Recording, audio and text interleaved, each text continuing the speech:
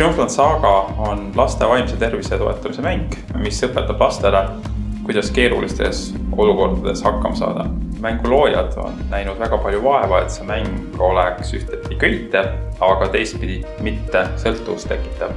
Enamik vaimse tervise häiretes kujuneb juba enne 14. eluaastat välja, aga ennetuse puhul on oluline see, et me teeme selle laste jaoks võimalikult lõbusaks, kaasahaaravaks, nii et nad tegelikult võtavad ka selle õpitu iseendaga kaasa.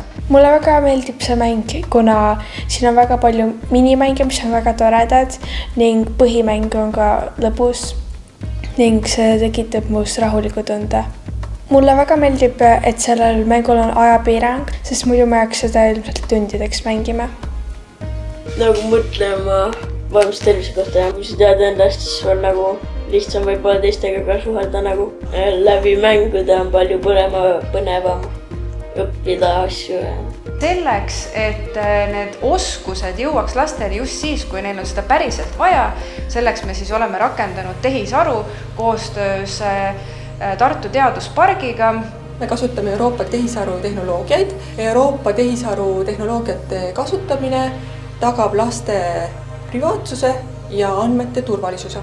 Tehisaru võimalustest kasutame erinevas suuruses keelemudeleid ja kõnesünteesimudeleid. Mängu põhitsenaariumid on välja töötatud psühholoogide poolt, kuid tehisaru võimaldab neid kontrollitud stsenaariume kohandada iga lapse vanuse, arengutaseme ja meeleoluga sobivaks.